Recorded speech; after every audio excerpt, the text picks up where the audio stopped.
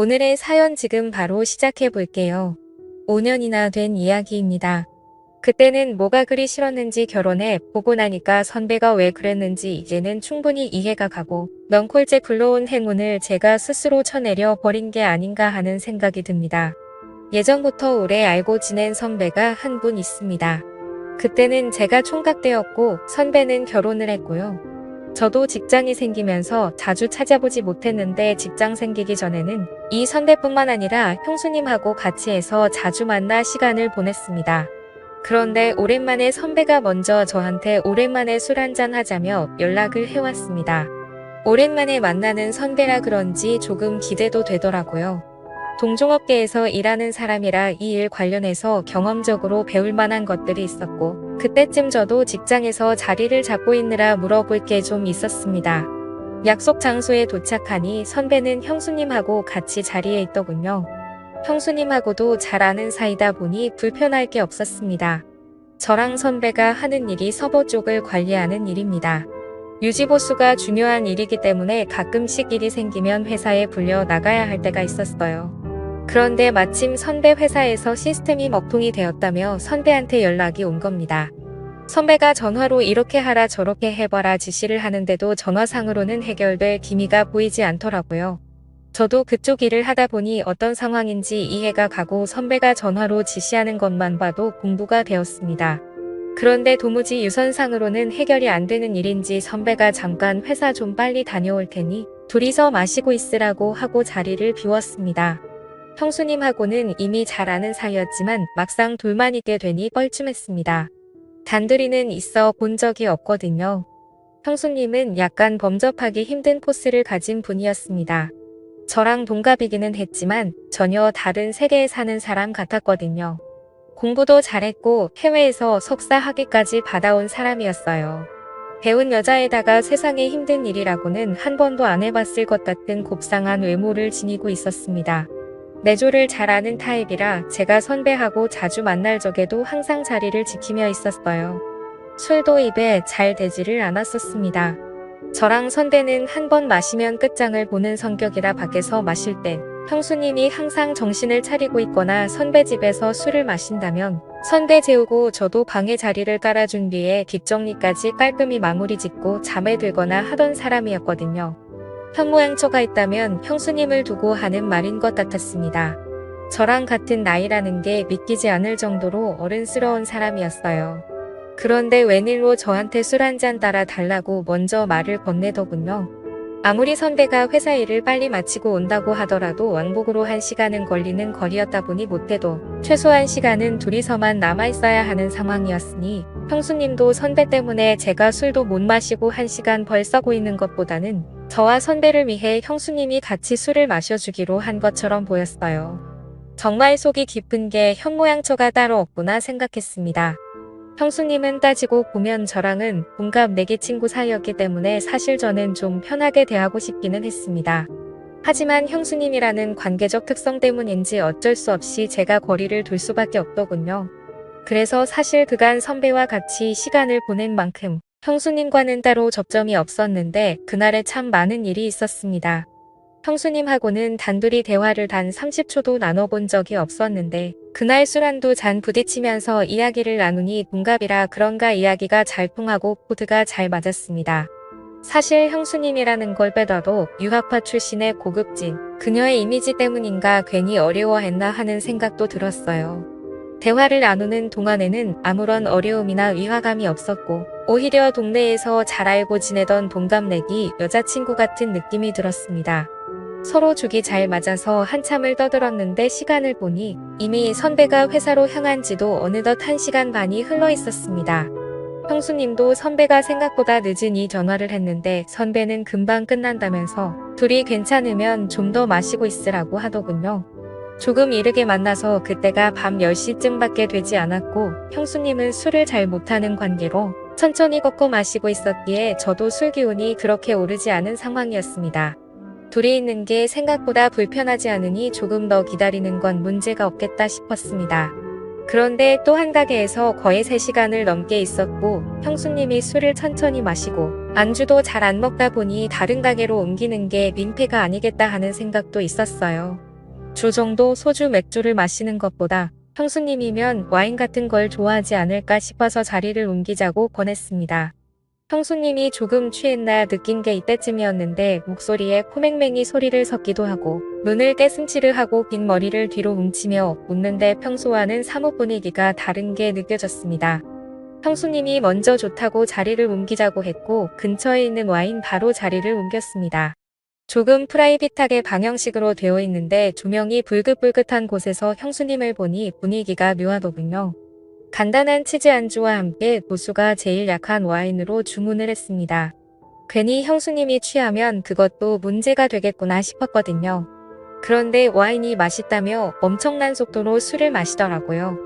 그러다가 그녀가 팔을 뻗으며 테이블 위에 있던 물병을 제 쪽으로 엎었는데 뚜껑이 잘 닫혀 있어서 물이 많이 흐르지는 않았습니다. 그래도 테이블 위에 살짝 흐른 물을 닦으려고 티슈를 꺼내는데 형수님도 술 기운에 당황해서 팔을 뻗다가 둘이서 서로 손을 잡아버리고 말았습니다. 서로 전기가 통한 듯 저와 형수님은 손을 맞잡은 채로 멈춰 있었고 정신이 아늑해지는 것 같았습니다. 그리고는 자리에서 일어난 형수님이 자연스럽게 제 옆으로 앉더군요. 자기가 조금 취해서 어지럽다면서 잠깐만 쉬어도 되겠냐며 제 어깨에 기대 눕더라고요. 형수님 머리에서 나는 은은한 샴푸 향에 정신이 아늑해질 뻔했지만 남아있는 이성의 끈을 잡으면서 이러면 안 된다고 몇 번을 되뇌이며 정신줄을 붙잡았습니다. 형수님은 일어날 생각이 없는 건지 계속 제 어깨에 기대서 있었고요. 선배가 돌아오면 어쩌나 조마조마 하더군요. 어차피 방형식으로 돼 있는 곳이라 커튼 너머로는 아무것도 안 보여서 괜찮았고 형님도 저희가 있는 방에 들어오려면 저나 형수님한테 먼저 연락을 해야 했을 테니 문제가 없을 거라 생각이 들어서 저도 그냥 에라 모르겠다는 생각으로 어깨에 기댄 형수님을 그대로 두고 반대 방향만 바라보고 있었습니다. 시간은 이제 1시가 다 되어 가는데 곧 온다던 선배는 연락조차 없더군요. 형수님은 아직도 제 어깨에 기대서 새근새근 숨을 몰아내 쉬며 있었고 저는 속으로 애국가까지 부르면서 올라오는 술기운을 참아내려 애를 쓰고 있었습니다. 보통은 이렇게 막무가내로 주정을 부리는 사람이면 꼴보기가 싫을 텐데 그동안 동갑내기이긴 하지만 살짝 존경심이 들 정도로 제가 팔을 뻗어도 닿지도 않을 위치에 있는 것만 같던 우상 같은 여자가 이러고 있으니 오히려 형수님도 보통 여자랑 다르게 없구나 하는 생각이 들었습니다. 2시면 가게 문을 닫는다는 직원의 말을 듣고 1시간 더 버텨봤자 안 좋은 생각만 들겠다 싶어서 선배한테는 그냥 일 보시면 집으로 들어가시라 말하고 형수님을 부축해서 집에 데려다줄 생각으로 밖으로 나왔습니다. 찬 공기를 쐬니 형수님도 정신이 들었는지 잠에서 깬 듯 저를 따라 걸었어요.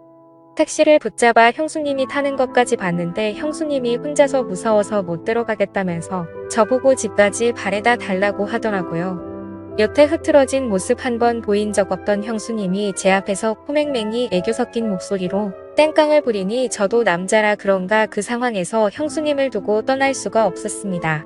뒷좌석에 나란히 앉아서 가는데 중간에 일부러 자리를 비우고 앉아 있었는데 형수님이 머리가 아파서 옆으로 제 다리를 베고 눕더라고요. 왜 이렇게 빈틈을 보이는 건가 싶었는데 혹시 일부러 일어나 형수님이 나한테 관심이 있는 건가 이런 생각까지 들었습니다.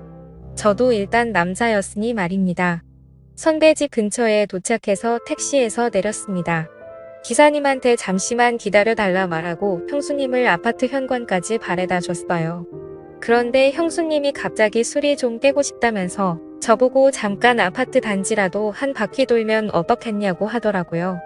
형수님이 제대로 걷지도 못하는데 어딜 가시냐고 실랑이를 하고 있는데 저를 기다리던 택시가 시간이 끌리니 짜증이 났는지 경적 몇 번 울리더니 가버렸습니다. 그래서 그냥 형수님을 저대로 뒀다간 동네 사람들 다 깰 때까지 땡깡을 부릴 것 같아서 형수님을 이끌고 엘리베이터에 타버렸습니다. 집에 도착하니 형수님이 여기까지 왔는데 방까지 좀 바래다 달라면서 어필을 하더군요. 안방까지 끌고 가니 자기가 지금 너무 어지럽다면서 외투를 벗는 것 좀 도와달라는 겁니다. 형수님 술이 너무 취하신 것 같은데요. 하고 제가 한 걸음 뒤로 물러서서 저는 이만 가보겠다고 하고 제 갈 길을 가려고 하는데 침대에 눕혀놓은 형수님이 어느새 저한테 다가와 제 뒤를 끌어안았습니다. 선배한테 집으로 오라고 연락까지 해놓은 상태인데 선배는 분명히 집으로 돌아올 테고 그 상황이 두렵고 불편하기만 했습니다. 하지만 이 상황은 피해가지는 못할 것 같고 형수님 또한 내 생각에는 제정신이 아닌 것 같은 상황이고 대충 장단만 맞춰주다가 잠에 들면 이 자리를 재빨리 빠져나와야겠다는 생각을 했습니다. 자꾸만 불을 켜고 오라고 하는 걸 눈 뜨고 볼 수가 없어서 불 꺼진 상태로 형수님을 도와줬습니다. 어두컴컴한 방 안에서 달빛 같은 옅은 조명 때문에 오히려 불이 환한 것보다 더하다는 느낌이 들었습니다. 그때는 정말 저도 더는 참을 수가 없겠더라고요. 그래서 형수님을 확 밀치고 저는 가보겠다고 하고 후다닥 도망 나왔습니다. 그 고상하고 조용했던 내가 알던 형수님이 맞나 싶더군요. 엘리베이터가 꼭대기층에 가 있어서 한참을 기다렸는데 혹시나 형수님이 따라 나오지는 않을까 콩닥콩닥 심장이 뛰더라고요. 평소에 형수님을 현모양 저의 표본이다. 나도 결혼하면 저런 사람과 결혼을 하고 싶다 하는 생각도 갖고 있을 정도로 흠모하던 사람이었으니 한편으로는 이대로 끝내지도 않고 가버리는 게 아쉽다는 생각도 들었습니다. 하지만 선배를 하루 이틀 보고 말 사람이 아닌데 어떻게 그러냐 싶어서 엘리베이터를 기다리면서도 자꾸 고개가 뒤로 돌아가더군요. 아파트를 나서면서도 혹시나 선배가 돌아오지는 않았을까 두리번대면서 나왔습니다. 잘못한 것도 없는데 괜히 잘못을 한 건가 죄를 지은 느낌마저 들었지요. 한참을 두리번대고 있는데 뒤에서 누가 저를 불러 세우더라고요. 너 뭐하냐 하면서 저를 부르는 선배였습니다. 심장이 멈춰버리는 줄 알았지요. 연락도 없길래 오늘 회사에서 밤을 새고 오는 줄로만 알았는데 말입니다. 제가 괜히 눈치가 보여서 시간을 지체하기는 했지만 두리번거리면서 선배의 차가 있나 확인하는 동안 아파트로 들어오는 차는 한 대도 없었거든요. 그런데 어떻게 선배가 여기서 저를 불러 세우는 건지 싶던 찰나에 선배가 저한테 왜 한참 좋다가 그냥 가는 거냐고 하면서 무슨 문제가 있냐고 묻더군요. 그때까지만 해도 선배가 무슨 말을 하는지 몰랐습니다. 올라가서 이야기를 하자고 하기에 선배를 따라 다시 집으로 들어갔는데 술에 취해서 비틀비틀거리던 형수님도 다 연기였던 게 다시 제가 알던 고상하고 말수 적은 다가가기 힘든 형수님의 모습으로 있더군요. 저는 그때까지만 해도 무슨 상황인지 몰라서 선배가 돌아와서 아무 일도 없는 척 연기를 하고 있는 거라고 생각했습니다. 하지만 선배는 저한테 충격적인 이야기를 꺼내더군요. 너는 아직 결혼을 안 해봐서 모를 거라고 말하면서요. 사람이 매일 똑같은 밥만 먹으면 질리지 않겠느냐면서 가끔은 양식도 먹고 중식도 먹고 하는 게 그 이유인 건 알고 있지 않느냐고 설명을 하더니 결혼한 사람들도 똑같다는 겁니다. 가끔씩이지만 이런 상황도 필요하다고요. 형수님이 저를 그동안 동갑내기이기도 하고 특별하게 봐온 게 있어서 말한 건데 제가 이렇게 정직한 사람인 줄은 몰랐다는 겁니다. 그때까지만 해도 저는 선배가 무슨 말을 하는지 이해를 못하고 있었는데 단도직입적으로 설명하자면 선배와 형수님은 결혼한 지도 오래되었고 하니 평범한 일상들이 흥미가 떨어진 상황이었다고 합니다. 그렇다고 아무나 집으로 부르자니 왠지 보안 문제도 있고 어떤 사람이 올지도 모르는데 그렇게까지는 하고 싶지가 않았다네요. 그러던 와중에 형수님이 저를 먼저 지목을 했고 선배도 제가 한참 때 이걸 이래저래 설명하는 것보다 아무것도 모르는 상황에 제가 정말 아까 전의 상황에서 자연스럽게 넘어가는 게 더 재미있겠다는 생각이 들었다는 겁니다. 이미 두 사람은 이렇게 될 걸 계획을 하고 있던 거고 회사 일이며 전부 다 거짓부렁이었던 겁니다. 전공법으로는 안 될 것 같으니 차라리 상황을 이야기해주고 아까 하던 걸 마저 하라는 겁니다. 제가 어이가 없어서 이건 해도 너무한 거 아니냐며 자리를 박차고 일어섰지요. 그러니 선배는 내 와이프 자존심에 상처를 준 거다 어쩐다 하면서 화를 내기 시작했어요. 저도 언젠가는 이런 날이 오게 될 거고 그때가 돼서 연락하기만 해보라고 후회하지 말라고 하는 겁니다. 두 사람이 짜고 이미 저를 가지고 장난을 쳤기에 기분이 엄청 나빴습니다. 두 사람 심심풀이 땅콩이나 마찬가지였던 거죠. 오래 알아왔고 신세를 많이 줬던 선배와의 인연은 거기서 끝났습니다.